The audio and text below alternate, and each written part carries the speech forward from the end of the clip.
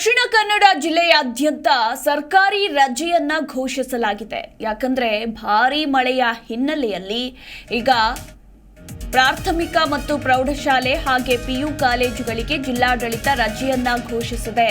ದಕ್ಷಿಣ ಕನ್ನಡ ಜಿಲ್ಲೆಯಾದ್ಯಂತ ವರುಣನ ಆರ್ಭಟ ಹೆಚ್ಚಾಗಿರೋದ್ರಿಂದ ಅಂಗನವಾಡಿ, ಸರ್ಕಾರಿ ಅನುದಾನಿತ ಮತ್ತು ಖಾಸಗಿ ಪ್ರಾಥಮಿಕ ಹಾಗೆ ಪ್ರೌಢಶಾಲೆ ಇನ್ನು ಪಿಯು ಕಾಲೇಜುಗಳಿಗೆ ರಜೆಯನ್ನ ಘೋಷಿಸಿದ ದಕ್ಷಿಣ ಕನ್ನಡ ಜಿಲ್ಲಾಧಿಕಾರಿ ಮುಲೈ ಮುಗಿಲನ್ ಈ ಕುರಿತಾಗಿ ಆದೇಶವನ್ನ ಕೂಡ ಹೊರಡಿಸಿದ್ದಾರೆ. ದಕ್ಷಿಣ ಕನ್ನಡ ಜಿಲ್ಲಾಡಳಿತದಿಂದ ಸರ್ಕಾರಿ ರಜೆಯನ್ನ ಘೋಷಣೆ ಮಾಡಲಾಗಿದೆ. ಯಾಕಂದ್ರೆ ವರುಣನ ಆರ್ಭಟ ಹೆಚ್ಚಾಗಿದೆ. ದಕ್ಷಿಣ ಕನ್ನಡ ಜಿಲ್ಲೆ ಅಷ್ಟೇ ಅಲ್ಲ, ರಾಜ್ಯದ ವಿವಿಧ ಜಿಲ್ಲೆಗಳಲ್ಲೂ ಕೂಡ ಮಳೆಯ ಆರ್ಭಟ ಹೆಚ್ಚಾಗಿರೋದ್ರಿಂದ ಸಾಕಷ್ಟು ಅವಾಂತರಗಳು ಕೂಡ ಸೃಷ್ಟಿಯಾಗಿದೆ. ರಸ್ತೆಗಳೆಲ್ಲವೂ ಕೂಡ ಕೆರೆಗಳಂತಾಗಿದೆ.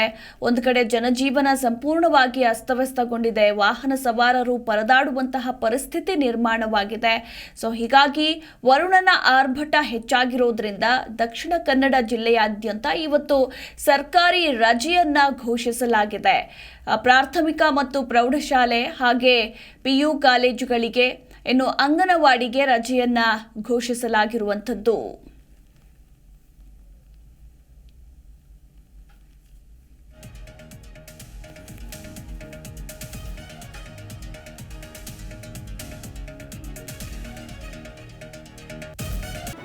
ಜಿ ಕನ್ನಡ ನ್ಯೂಸ್ ಈಗ ನಿಮ್ಮ ಮನೆಯಲ್ಲೇ ನೋಡಿ. ಎಲ್ಲ ಕೇಬಲ್ಗಳಲ್ಲಿ ಈಗ ಲಭ್ಯ.